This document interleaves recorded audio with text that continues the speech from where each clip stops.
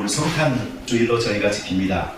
그런데 우리는 이 성경 속에서 예수님이 탄생하셨던 그날, 그 첫 번째 크리스마스가 어떠했던가 하는 것에 대한 이야기를 듣게 됩니다. 구세주가 나셨습니다. 그리고 이 기쁨의 좋은 소식을 천사들이 목자들에게 전하고 목자들이 베들레헴으로 달려가서 함께 축하하는 장면이 성경에 나와 있습니다. 우리 벤 집사님 2부예배 지금 처음 참석하신 것 같은데, 우리 벤 집사님이 요즘 저에게 자주 하셨던 말씀 중에 옛날 교회에 생각나게 만드시는 말씀이 있었어요. 뭐냐면 옛날에는 그 겨울에 춥잖아요. 그러면 교회 곳곳에다가 톱밥을 이렇게 태우는 난로가 있었어요. 연통으로 밖으로 연결되어서 연기는 나가게 하고, 아마 그게 그 당시에는 경제적인 그 난방 방법이었던 것 같아요. 근데 그게 이제 여름에는 안 되잖아요. 겨울에 됩니다. 그리고 크리스마스 때, 그때 이제 교회에서 뭘 준비하면서 시간을 보내게 되고 또 잠도 자게 되고 하기 때문에 그 톱밥의 난로에 관계된 그 크리스마스 추억이 좀 저에게도 있습니다. 추리도 만들기도 하고 선덕이니 뭐니 준비하면서 그러다가 이제 밤새우고 나면은 그 새벽 시간 되면 이제 졸립잖아요. 근데 목사님은 이제 그때 새벽 기도하러 나오셔가지고 불 켜놓고 이제 찬송 부르고 그러셔요. 그러다가 이제 제가 이제 그 당시에는 이제 막 고등학생 막 이럴 때니까 얼마나 잠이 많았겠어요. 아무리 이렇게 세워놔도 새벽 기도 내내 또 거기서 졸린 거죠. 그것도 이제 몇 년 하다 보면 방법이 생기더라고요. 뭔 줄 아세요? 그건 뭐냐면 그 교회 그 긴 의자에서 잠을 자잖아요. 그 목사님이 이렇게 지나가다가 깨우니까 어쩔 수 없잖아요. 근데 방법이 뭐냐면 아예 그 긴 방석을요 의자 밑에 바닥에다 깔고 밑에서 자잖아요. 그러면 그 의자에 가려가지고 안 보여가지고 목사님이 그냥 지나갈 때가 있어요. 네, 그러면 목사님은 그 새벽기도 거기서 인도하고 계시는데 저는 밑에서 잘 자는 그런 경험도 있었던 이 생각이 많이 납니다. 한국에서는 크리스마스 특히 어렸을 때는 이게 형들 또 누나들하고 동생들하고 이렇게 다니면서 여러 가지 기억들이 많이 있는데, 여러분들도 그 좋은 기억들이 있으면은요, 비록 여기 호주에서는 지금 여름이지만 좀 기억하셔서 이렇게 추억하시고, 그리고 또 많은 그것을 축하하기도 하셔요. 그리고 서로 나누기도 하시면서 우리가 성탄을 나름 보람있게 좀 재미있게 보내면 좋겠습니다. 오늘 여기 성경에 보면은 영광이다 하는 말이 나오는데 3번이 등장합니다. 그래서 오늘은 이 영광이라는 말에 집중하여서 좀 살펴보고자 합니다. 우리가 뭔가 자기 얼굴이 좀 빛났을 때, 자기 이름이 좀 알려졌을 때, 자기가 인정을 받았을 때, 자기의 성공이 다른 사람들에게 드러나서 좀 자랑스러울 때, 그때 우리가 쓰는 말 중에 하나가 영광입니다 하는 말을 씁니다. 그리고 크리스찬들 같은 경우는 바로 그때에 하나님께 영광을 돌린다 하는 말도 사용하는 것을 우리가 보는데, 여러분들은 남이 영광입니다 하는 말을 들으면서 박수를 주로 치셨던 분입니까? 아니면 여러분들 스스로가 영광입니다 라고 말을 하고 박수를 좀 받으셨던 분입니까? 대답이 없으네요.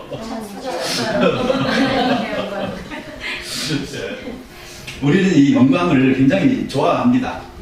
그래서 어떤 사람들 보잖아요. 그러면 이걸 위해서 목숨 거는 사람들도 있습니다.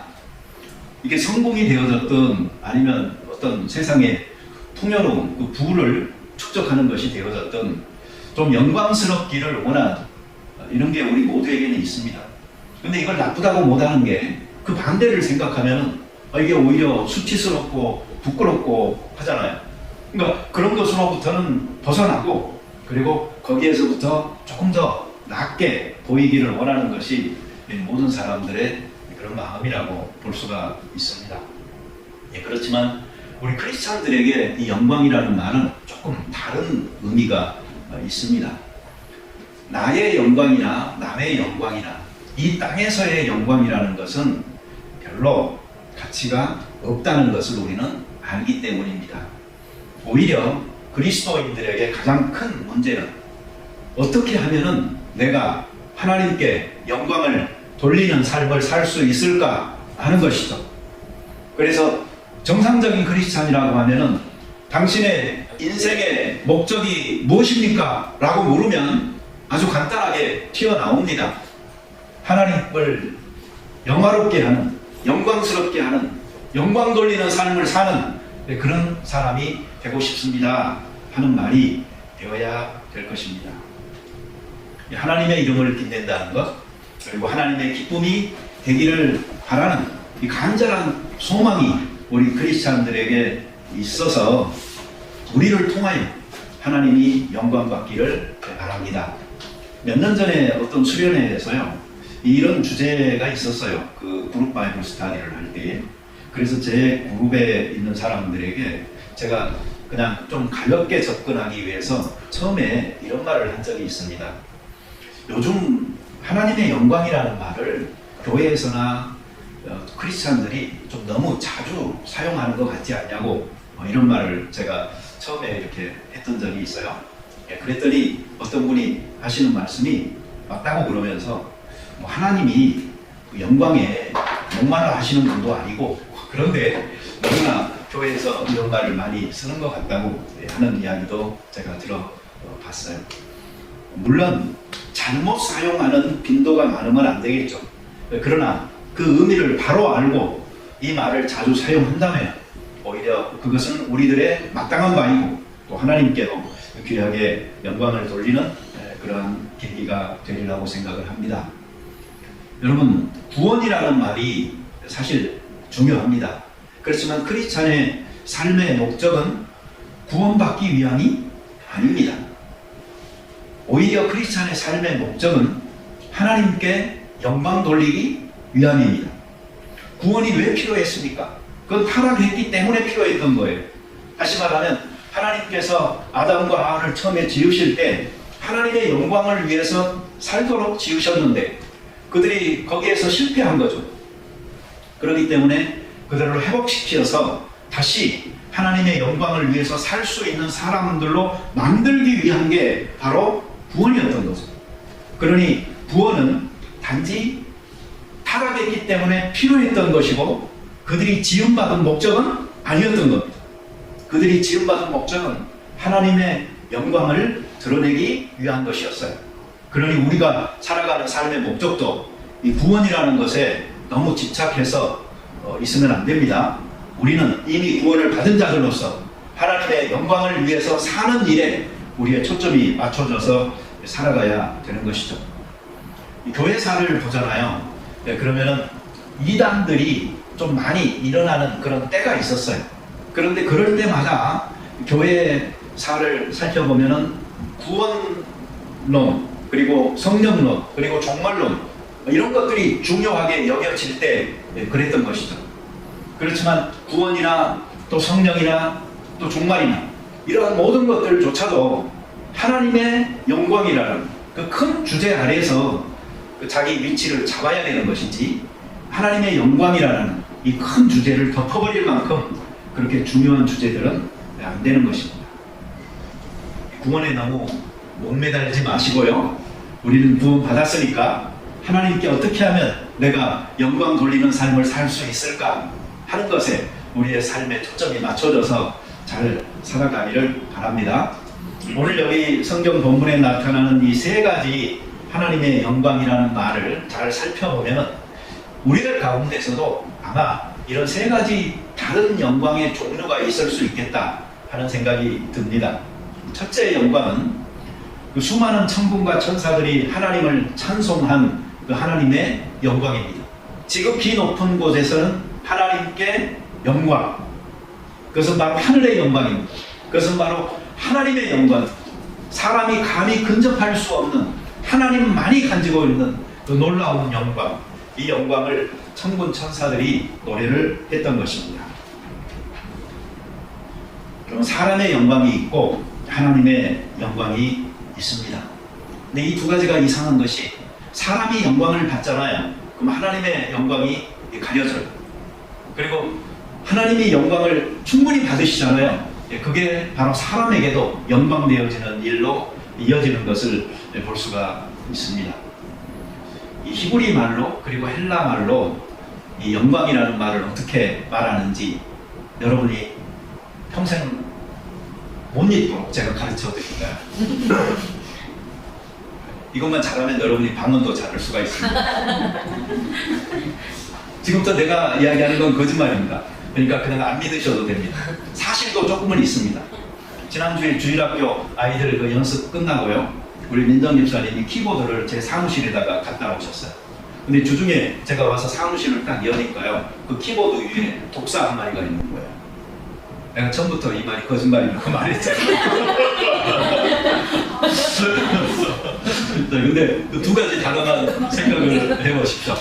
처음에 나온 건 키보드. 근데 똑같은 건 아니고 카보드. 그게 바로 그 히브리 말이에요. 히브리 말로 영광을 카보드라고 하고요. 네, 그리고 헬라 말로 영광을 진짜 독사라고 발음을 해요. 예, 뱀이라는 뜻은 아닌데 그 독사라고 발음을 하잖아요. 그럼 그게 바로 헬라 말이에요. 지금 그 그리스 사람들 쓰는 그 언어가 문자 똑같아요, 문자가. 그래서 그리스 사람들하고 저하고 조금 친한 것도 있어요. 그래서 이 카보드가 영광이고 그리고 독사가 영광이다. 이렇게 생각하시면 좋겠습니다. 근데 이 단어들의 그 쓰임, 용법이라는 것은 너무나 다양하기 때문에 어떻게 다 설명할 수는 없고요. 저에게 만약에 그것을 설명하라고 한다면은 저는 두 가지로 압축해서 설명을 이렇게 드릴 수 있습니다. 첫째로는 하나님의 존재, 그 본연의 존재, 그 전체가 드러나신, 그 임재하신, 그것이 바로 하나님의 영광입니다. 그리고 두 번째는 그 하나님의 성품과 지식,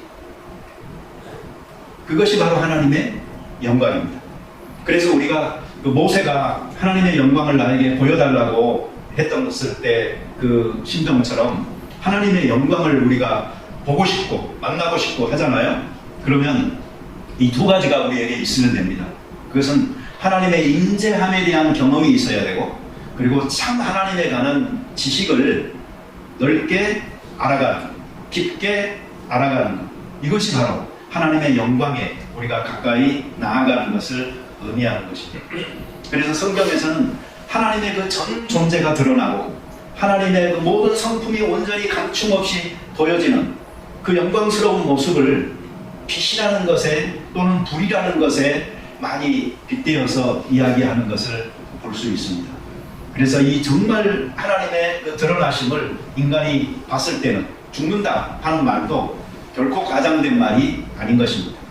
그런데 이것이 실제로 실현되어지는 때가 있는데, 그때는 바로 우리가 천국 가게 됐을 때 그곳에서 하나님은 자신을 감출 필요가 없이 드러낼 것이고, 우리도 이미 변화된 사람들로서 그 하나님의 온전하신 성품이 있는 그대로 우리에게 드러나고 느껴지고, 또 하나님에 관한 지식 가운데 우리가 가까이 접근하여서 더더욱 많이 알고 하나님의 임재함 속에 있음에도 우리는 하나님을 기꺼이 찬양하는 그런 경험을 하게 될 것입니다. 그런데 이 땅에서도 하나님을 만날 수 있는 방법을 하나님이 만들어 주셨어요. 그것은 하나님이 지으신 모든 세계의 창조를 통하여서 하나님을 알게끔 하셨습니다.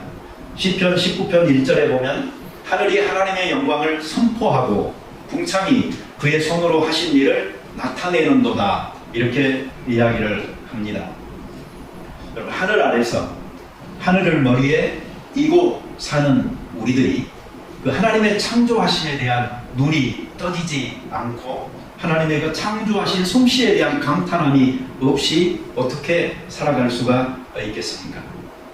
이사야서 6장 6절에 보면은 그 스랍들, 천사들이죠. 천사들이 6개의 날개들을 가지고 있었는데 2개의 날개로는 얼굴을 가리고 2개의 날개로는 발을 가리고, 그리고 2개의 날개로 공중을 날면서 그들이 서로 화답하면서 창화하면서 한쪽에서 거룩하다 거룩하다 거룩하다 만군의 여호와라고 노래하면 또 다른 쪽에서 그것을 받아서 찬송하는 그 웅장한 하나님의 보좌 앞에서의 경험을 이사야가 하죠.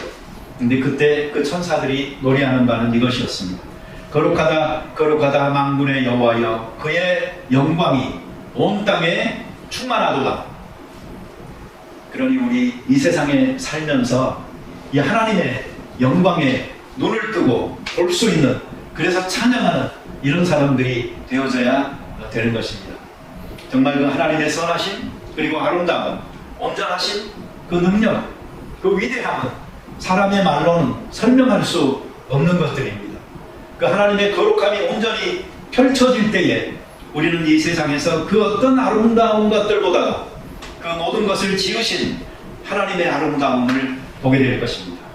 이 세상의 어떤 선한 것들보다도 더욱더 선하시며 온전하신 하나님의 선하심을 경험하게 될 것이고, 이 세상에서 우리가 완전하다 여기는 그 어떤 것들보다도 완전하신 하나님을 우리는 경험하게 되는 것입니다.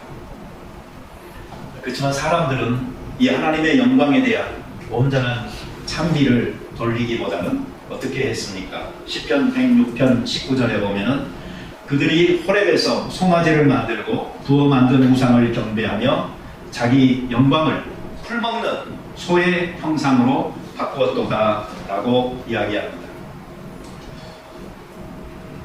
이 소의 형상으로 바꿨다. 황금소의 모습으로. 이 물질에 눈이 어두워서 욕심, 탐욕으로 그들은 이 하나님을 송아지의 형상으로 만들어 놓고 섬기고 있는 것입니다. 우리 부킹하신 분들 잘 돌아다니시고 잘 보시고 그러시면서 뭘 해야 될까요? 하나님의 영광을 보시기 바랍니다. 그게 바로 여행과 관광의 그 참 묘미입니다. 새로운 곳에서 새로운 씬들을 이렇게 보면서요, 아, 정말 아름답다, 참 신기하다. 그러면서 이 자연주의자들처럼 인간적인 면에서만 끝나지 마시고 하나님의 그 위대한 손길을 찬양하고 또 느끼는 그런 신선한 경험들이 우리의 신앙을 더욱더 깊고 한 차원 높은 곳으로 이끌 수 있게 되기를 바랍니다. 사도 바울은 빌립보서 3장에서 이런 말들을 했죠. 내 주 예수 그리스도를 아는 지식이 가장 고상하다. 나는 그리스도를 믿고 그 안에서 발견되기를 원한다. 내가 그리스도와 그 부활의 권능에 그리고 그 고난에 참여함을 알고자 한다. 이 죽은 자 가운데서 부활에 이르고자 한다. 하나님의 영광이 바로 그 안에 감추어져 있는 것을 그는 알았고, 그리고 이 세상의 어떤 것들보다도 그것이 귀한 줄을 알았기 때문에 그러한 것들을 배설물로 여기면서도 이 하나님의 영광스러운 것을 경험하기 원했던 것입니다. 우리도 이 세상 살면서요, 사람들끼리 영광 얻으려고 서로 다투고 경쟁하고 시기하고, 어떤 그 지들의 그 경주에 너무 집착하여서 휩쓸리지 마시고 바로 그 모든 것들을 넘어서 하나님의 영광을 사모하고 살아가는 우리가 되어지기를 바랍니다. 두 번째 영광은 목자들을 두루 비추게 된 주님의 영광입니다. 이는 땅과 사람에게 임한 하나님의 영광입니다. 주의 사자가 곁에 서고 주의 영광이 그들을 두루 비춰니 그들이 크게 무서워했던 이 하나님의 영광입니다. 영광은 하늘 위에만 머물러 있지 않았습니다. 그 영광은 이 땅 위에 펼쳐지게 되는 것이고, 특별히 예수 그리스도가 탄생하신 그 시간에 들에서 양을 치던 목자들에게 주의 사자들이 나타나서 그들을 주의 영광으로 비추게 될 때에 그들 가운데 두려움에 휩쓸릴 만큼 그 영광이 사람 속에 가까이 느껴지게 되어졌던 것입니다. 예수 그리스도는 바로 하나님의 영광이십니다. 히브리서 1장 3절에서 그것을 분명하게 하나님의 광채라고 설명하고 있습니다. 여러분, 기독교 문화권에서 우리가 살면서 정말 예수의 이름이 얼마나 크고 위대한지 우리가 알잖아요. 너무 유명하다 보니까 이제 욕도 됐어요, 그게. 그래가지고 누가 지저스 크라이스트 하면 별로 안 좋은 말이 좀 많아요. 어떻게 보면 너무나 영광스러운 건데, 너무나 속되게 사용하는 말이 되어져 버린 것은 슬픔이지만 예수의 이름이 편만하게 사람들 가운데서 알려지고 또 그날을 기념하는 이것만은 우리가 좀 가치 있게 볼 필요가 있습니다. 이번에 그 저쪽 노던 그 비치들 쪽에 코로나 바이러스가 다시 또 생겨서 지금 그쪽 부분을 록다운 시켰다고 이야기합니다. 그래도 보니까 한 30명이 안 되는 인원인데 그 정도로 하는 거 보면은요, 이게 지금 왜 그러냐면은 크리스마스는 즐겁게 보내자, 여기에 지금 목적이 있는 겁니다. 그래서 수요일 날 이 자정까지 다 가잖아요. 네. 그리고 이제 4일 날 이날부터 풀잖아요. 일단 그날까지 해보자 이겁니다. 빨리 하자, 선제적으로. 그래야 우리가 크리스마스를 가족과 잘 보낼 수 있지 않겠냐, 이런 생각에서 지금 앞서서 그렇게 하고 있는 것을 봅니다. 여러분, 구약에는 하나님의 이름과 영광 하면 사람은 감히 접근하기 어려웠고, 오히려 그 영광 가운데 하나님의 임재함을 느끼려고 하는 것 자체가 이건 신성 불가침이었습니다. 그렇지만 신약 성경에서 예수 그리스도는 전혀 다른 모습으로 하나님의 영광을 우리 가운데 드러내셨습니다. 이 탄생의 이야기 속에 나타난 영광과 평화와 기쁨이라는 아름다운 용어들, 그 비하인드에는 배경이 어떻게 깔리고 있습니까? 네, 그것은 자기 집에서 애를 낳지도 못하고 호적하러 예루살렘 그에서 가까운 베들레헴이라는 곳까지 여행했던 여행자 요셉과 마리아의 모습, 그리고 방도 그 여관에서 구하지 못하여서 마국간에서 아기를 낳게 되는 장면, 그리고 그 옷으로 옷감으로 아이를 쌓아서 구유에 눕히는 장면, 이런 것들을 우리들은 접하게 됩니다. 그림으로 또는 카드에서 보잖아요. 그러면 막 그게 다 빛나요. 막 황금으로 그냥. 그래서 그 구유라고 말하는 그것도요, 아주 황금 무슨 통 같아요. 그리고 막 거기 있는 사람들 전부 다 머리에 광채를 다 휘황찬란하게 만들어 나가죠. 그러나 실제로 그 날을, 그 순간은 어떻겠어요? 정말 초라한 거죠. 로마의 지배를 받는 그 속국 팔레스타인의 한 작은 마을에서 사람들의 주목을 받지 못한 채 말들이 머무르는 그 마국간에서 말들이 그 음식을 먹는 말의 그릇인 여물통에 예수가 누워있으니 가장 낮고 천한 보잘것없는 모습 아닙니까? 그리고 그날에 축하하러 온 사람들이 바로 목자들인데, 이 목자들의 삶의 모습도 그와 다르지 않습니다. 이 들판에 잠깐 양치러 나간 사람들이 아니고 그들은 그 들판에 살던 사람들이라고 성경은 이야기하고 있어요. 그러니 그들은 교육받지도, 그리고 부를 갖고 있지도 못하고 살아가는 그 소외된 사람들이죠. 그들에게 하나님의 영광이 처음으로 이 기쁜 소식과 함께 드러난 것은 무엇을 의미하고 있을까요? 이 부조화되고 있는 모습, 이걸 통해서 성탄의 의미가 더더욱더 되살아나고 있는 것입니다. 우리는 크리스마스 시즌에 하나님에게만 집중하는 그런 습관이 되어져 있습니다. 그러나 크리스마스는 하나님의 입장에서 보면 이 세상에, 그리고 사람들에게 집중하신 날인 것입니다. 이 크리스마스를 통해서 이 하늘이 이 땅의 사람들과 교류하고 또 하나님께서 사람들을 만나게 됩니다. 야곱의 사닥다리가 하늘에서 내려와 지상에 닿았듯이 지상에서 또 하늘까지 연결되어졌듯이 하늘과 땅이 하나가 되어지는 그 놀라운 순간이 바로 이 크리스마스의 메시지인데, 그 가운데서 특별히 고명받는 사람들은 도심 밖에 소외된 사람들, 사회적으로 잊혀지기 쉬운 사람들, 권리를 인정받지 못하고 무시당하기 쉬운 사람들 가운데 하나님의 관심은 더더욱더 있었던 것입니다. 우리 크리스찬들이 신앙생활을 하면서 빠지기 쉬운 함정이 하나 있습니다. 그것은 하나님의 영광을 위한다라는 그 명분하에 자기의 영광을 추구하는 일입니다. 저는 지난주에 릭 워렌 목사님의 이야기를 여러분들에게 했고, 그리고 이번 주 중에 너무나 부끄러웠습니다. 그 이야기를 제가 여러분에게 했다는 것도 부끄러웠고, 그리고 해민 스님 이야기를 했다는 것도 너무나 부끄러웠습니다. 왜 그런 거 아니?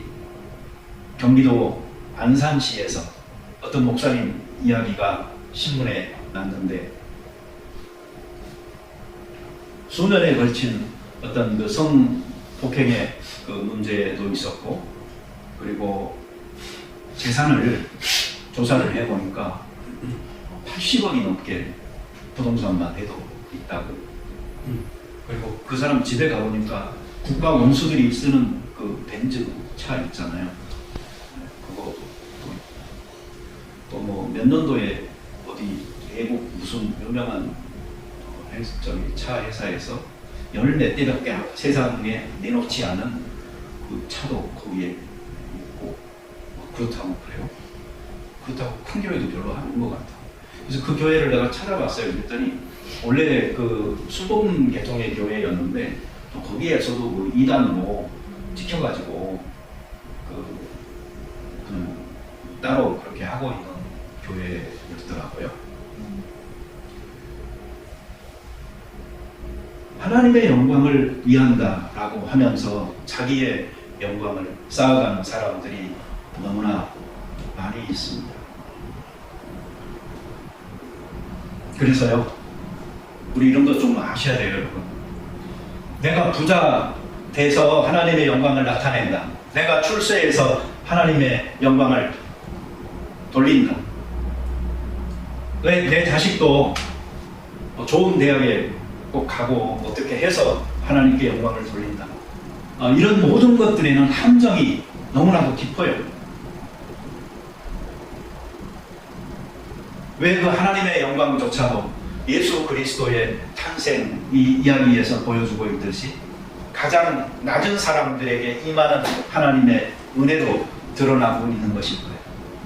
또 마곡간에서 태어나시고 구유에 누이는 이 아기 예수 그리스도가 성장하여서 살았던 삶의 방향을 한번 봐보세요. 그분이 언제 이 세상에서 성공하는 것이 하나님의 영광이라고 생각하며 살았으며 자기가 세상 사람들에게 더 유명해지고 드러나는 것이 영광이라고 추구했습니다.